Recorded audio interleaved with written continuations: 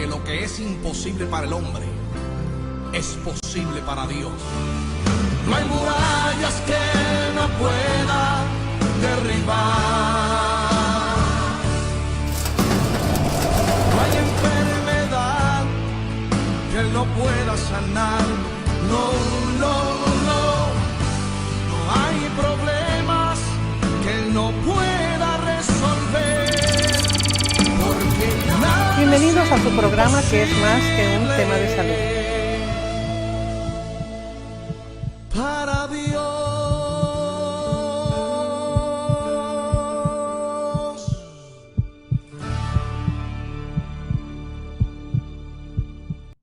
Este es su programa que es más que un tema de salud. Cuando tenemos algún problema grave con algún familiar, que perdemos un familiar, que tuvimos un accidente, tragedia en familia, pocas personas podemos superar en el momento esa tragedia. Hemos visto cómo gente se enoja inclusive con Dios.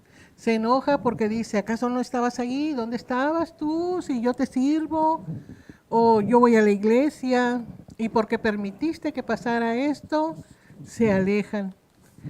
Dejan inclusive crecer en su corazón una raíz de amargura. Cuando estamos nosotros cerca de Dios, pensamos de que tenemos una burbuja que nos va a cubrir y no nos va a pasar nada. Jesús nunca dijo eso. Lo que dijo es que va a estar su mano poderosa para levantarnos y hacernos salir de ese problema tan grave con consolación. Nos va a abrazar y nos va a dar una salida para ese problema.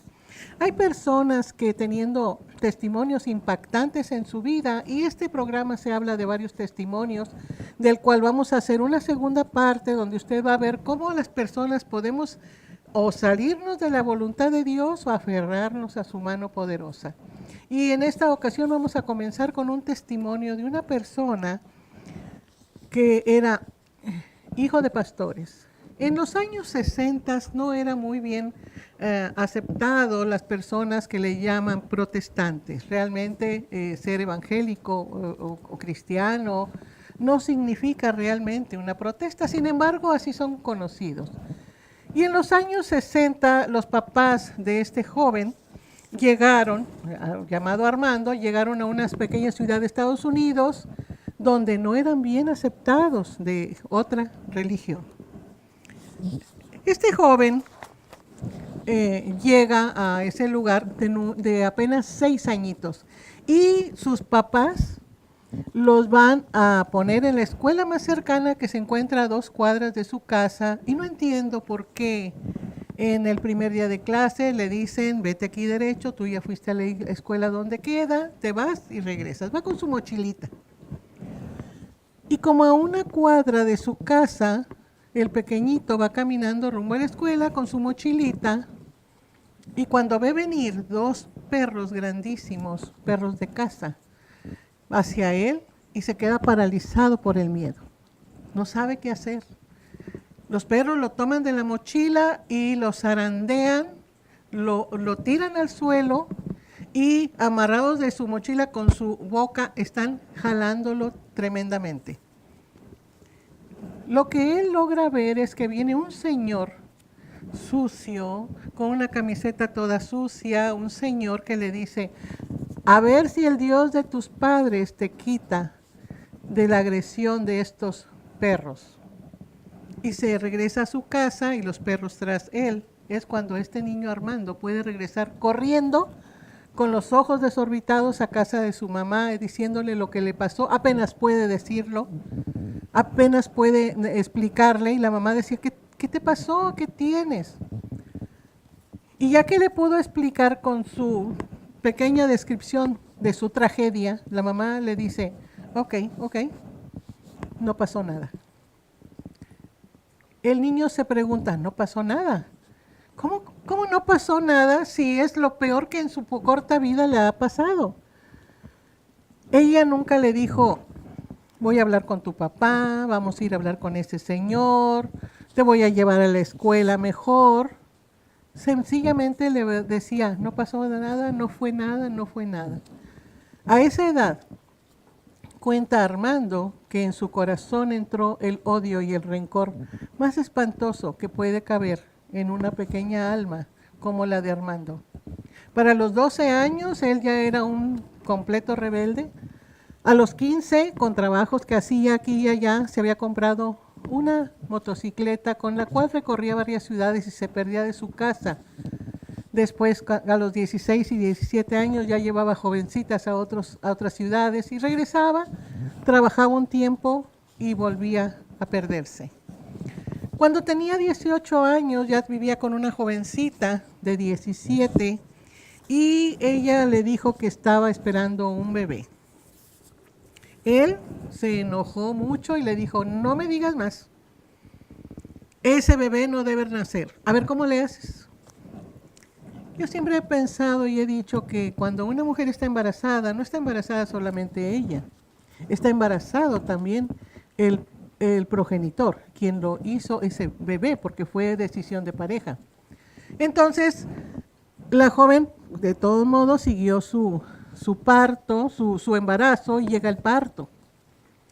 Y llega al hospital con su pareja, y le dice el médico, le dice, viene un parto muy complicado, consigue dinero porque es probable que vamos a tener que operar a esta señora. Él no sabe qué hacer, no tiene dinero, y va con su papá y le dice, préstame $1,000. ¿Y para qué lo quieres? ¿Para qué quieres $1,000? Y le explica que está una mujer en el hospital por tener un hijo de él. No saben si es niño o si es niña, pero viene complicado. Y los papás le dicen, muy bien, y te vamos a acompañar, no te preocupes, Dios va a sacar adelante. Y él en su rebeldía le dice, ¿cómo Dios va a es un parto complicado? ¿No estás oyendo lo que dice el médico? De tal manera que llegan los papás y llega él al hospital nuevamente y le dice el médico, no sabemos, probablemente tengamos que salvar una de las dos, la niña, no sabemos, está completamente complicado el parto.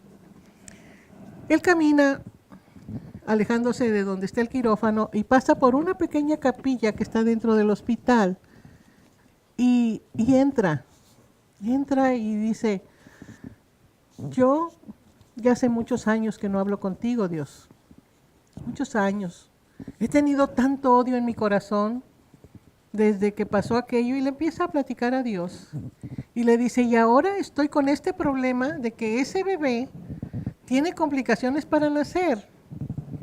Y en su corazón escuchó, porque tú determinaste muerte para ese bebé. Dijiste que no debería nacer.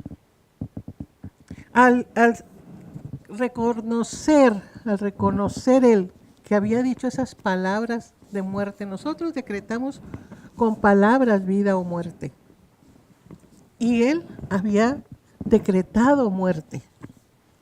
Y ahí se arrodilló y le dijo, Señor, yo sé qué dije, yo me acuerdo mucho, por favor, Señor, salva a mi bebé. No sé si será niño o niña, lo que sea, Señor, por favor, sálvalo. Sale de esa capilla y entra al quirófano y le dice al médico, ¿puedo poner mi mano sobre el estómago de mi esposa?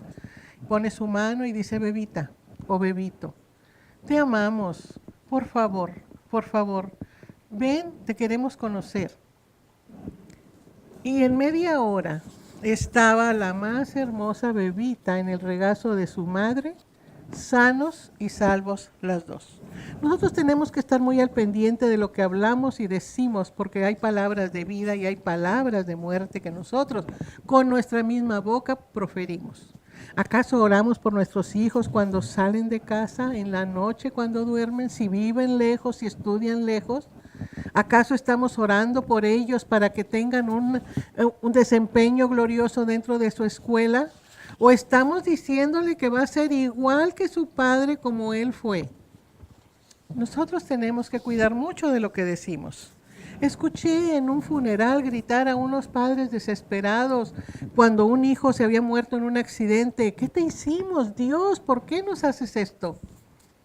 Y lo que pasa es que ese joven que tenía 2 trabajos había tomado turnos nocturnos y en la mañana desempeñaba su trabajo, y sin embargo, el día que tuvo para salir y descansar y dormir lo que no había hecho en tantos días, se le ocurrió irse a una playa cerca con unos amigos, lógicamente. Dijo, allá voy a descansar. ¿Cómo iba a descansar? Ante unos amigos, nunca pudo descansar. De regreso a su ciudad de origen, se quedó dormido con los ojos abiertos y se mató en un choque terrible. Vamos a hablar acerca de la hija de Rubén Hernández. Él es un pastor, él es evangelista. Él recibió a Jesucristo con Nicky Cruz, que es un ex pandillero de Nueva York. Tiene varios libros, entre ellos uno que se llama Corre, Nicky, corre. Y este señor en su juventud había recibido la palabra de salvación y a partir de ahí se convirtió en un experimentado y muy ungido evangelista. Él dice que su hija de 16 años, de repente, dice él, tuvo un ataque de rebeldía y se fue con su novio en su motocicleta a la casa del joven que estaba a 2 horas de donde vivía el señor Hernández. No supo de ella, la buscaron, como a los 2 días la mamá del joven le llamó y le dijo, quiero comentarle, señor Hernández, que su hija está aquí viviendo en mi casa con mi hijo, tienen una relación de pareja y pues si quiere venir por ella o qué vamos a hacer, no sabemos qué vamos a hacer. Sin embargo, pasó algo terrible. Un día regresando de una fiesta, quizá hubieron tomado alguna droga, está sentada ahí en la cama y el joven saca una escopeta y le dispara en su rostro precioso, deshaciéndoselo totalmente, deshaciéndole ojos, toda la cara quedó irreconocible. Y la mamá de la joven habló a la ambulancia y se fue con ella porque el joven ni siquiera, como si no supiera qué había hecho. La joven llega al hospital, pero en ese trayecto la mamá del joven le dice, ¿sabes? Necesitas reconciliarte con Cristo. Y con lo poco que le quedaba de vida, ella dijo que sí. Por favor, pídele que te perdone y reconcíliate con él. Llega al hospital y los médicos le dicen, no hay esperanza. Háblenle al padre, llega el padre, el señor Rubén Hernández, y entra y le dice, ¿puedo entrar a ver a mi hija? Sí, y ve ese rostro que ella conocía de una niña preciosa, todo desfigurado. La toca en la mano y le dice, bebita, aquí está papá, todo va a estar bien. Y sale, empieza a llorar sobre los pasillos y apenas se había alejado pronto cuando siente en su corazón una voz que dice, Rubén, la he recibido y la tengo en mi regazo. Él supo que su hija había muerto porque volteó y vio los médicos que venían, todos tristes, a darle la noticia a él. Rubén dice, ¿cómo se le puede llamar a un padre que ha perdido un hijo? Una mujer que pierde a su esposo es viuda. Un hijo que pierde a los padres es huérfano. ¿Cómo se le puede llamar a un papá que pierde un hijo? No hay ni siquiera un nombre para eso. Es contra natura que los padres entierren a los hijos. Y él pensaba que no iba a poder soportar todo ese dolor. Estaban por bajar el féretro de su hija y estaba él pensando, traté de comprarle su vestido de novia y le tuve que comprar un vestido para enterrarla. Quise comprarle un auto para la universidad y lo que le compré fue un ataúd. No puedo soportar tanto dolor, y corrió a todas las personas que estaban ahí en el funeral. Les dijo, déjenme solo, gritaba como desesperado.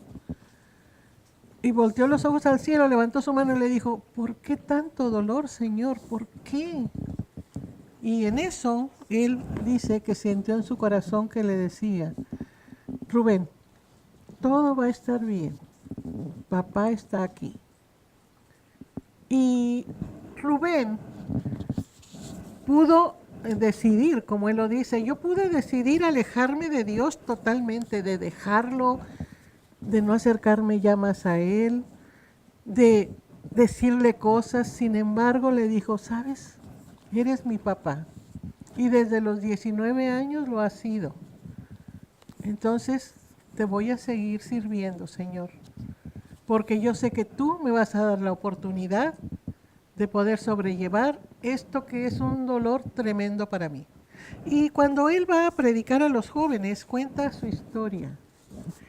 Muchos jóvenes se arrepienten de su rebeldía que están llevando con sus padres en ese momento. Muchos jóvenes en ese testimonio tan impactante de Rubén llegan a cambiar su estilo de vida, precisamente por la historia tan tremenda y de tanto dolor. Y dice, lloro porque al contarlo no puedo quedarme sin llorar, porque me recuerda a mi hija, pero a la vez yo sé que se reconcilió y que está con Dios. Y un día que nosotros vayamos al cielo, dice, ahí la voy a ver.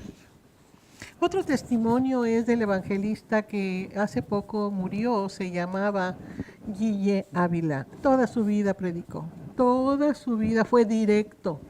Él no andaba con un evangelismo barato, él decía las cosas como son. Y le decía a la gente que eres pecador, vas al infierno. Él no andaba diciéndole, tuviste errores, caíste, te equivocaste.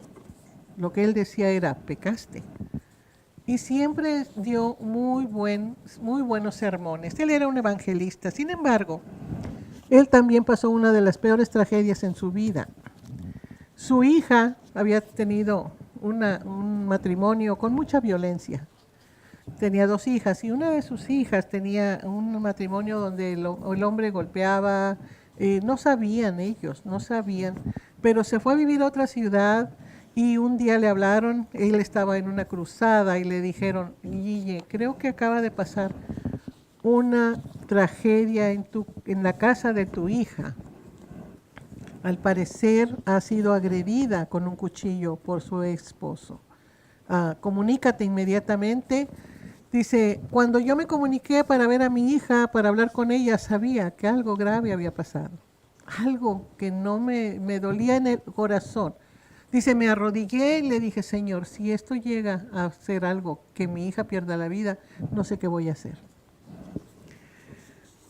Sin embargo, lo que había pasado es que el Señor ya no vivía con la persona, con su hija, ya no vivía por todo aquello que la agredía, la golpeaba.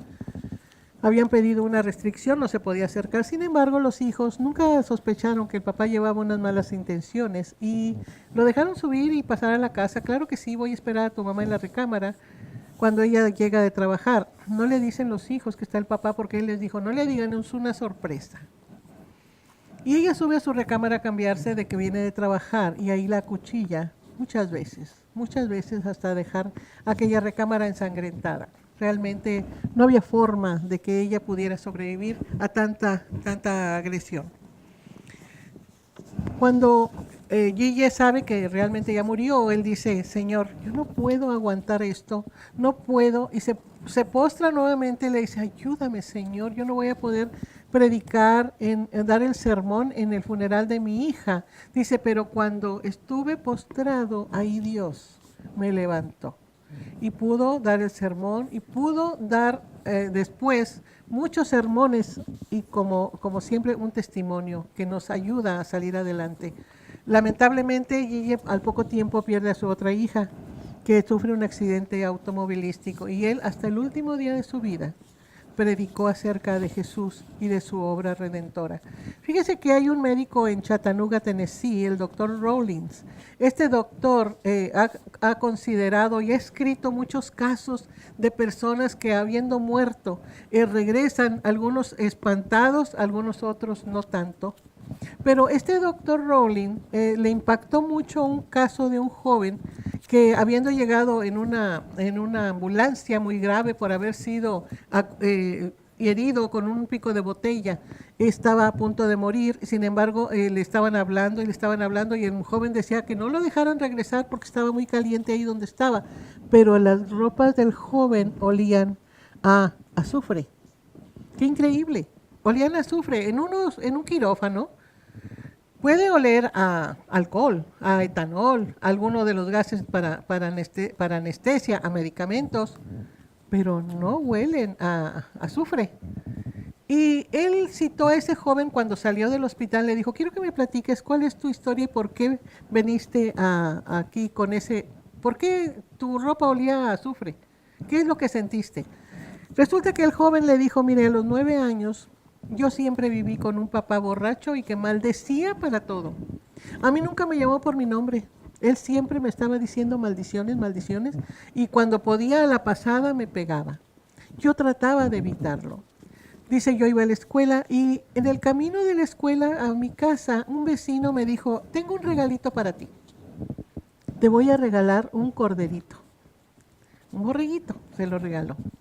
El jovencito llegó a su casa con algo de que sus papás jamás le habían dado ningún regalo. Nunca le habían dado nada, y ese era su primer regalo.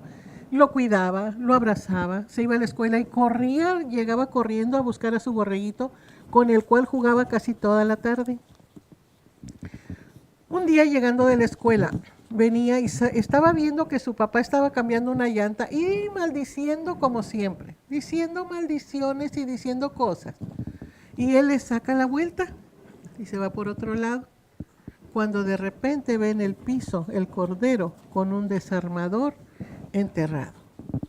El pobrecito cordero había salido del corralito donde lo ponían, ¿sí? Y había molestado al Señor y le encajó un desarmador.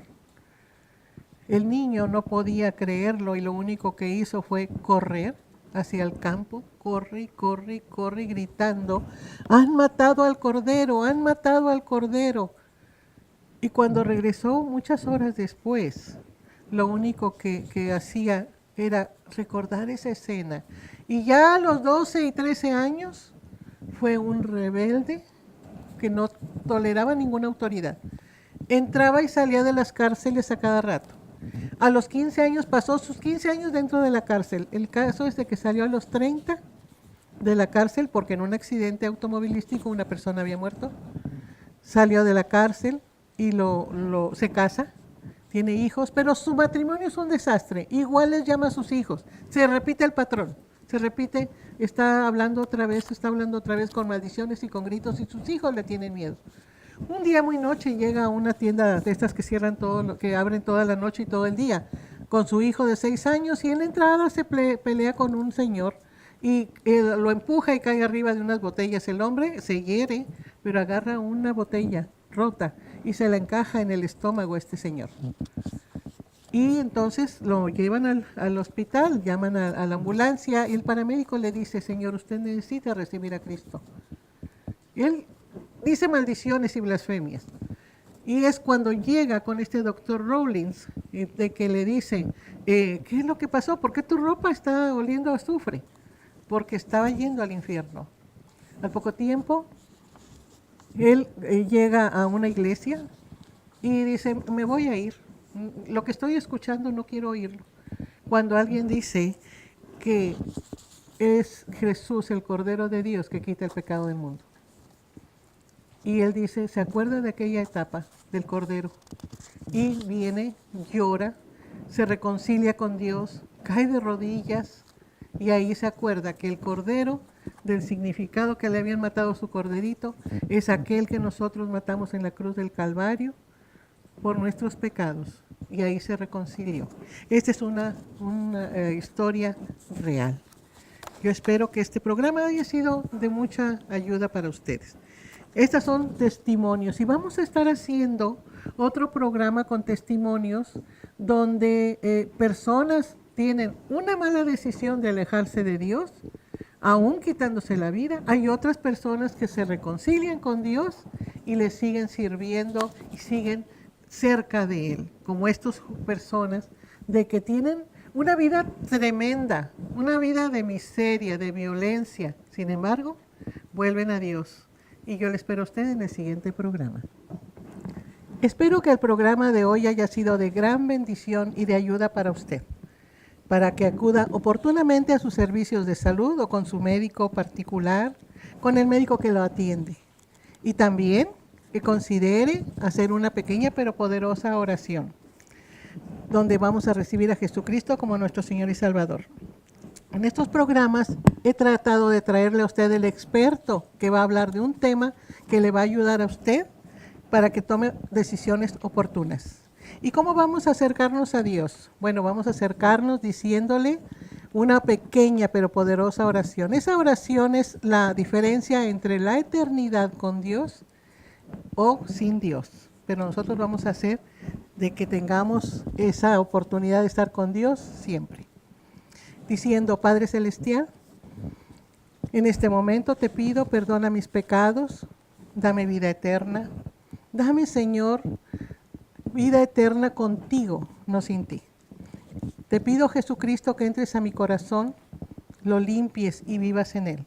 Y desde hoy, Jesús, te llamo mi Señor y mi Salvador. Amén. Como usted vio, es una pequeña oración. Hágalo usted, no le dé pena con que esté. Llámenos a los teléfonos que están apareciendo en pantalla y escríbanos en el correo que también aparece ahí. Dios le bendiga.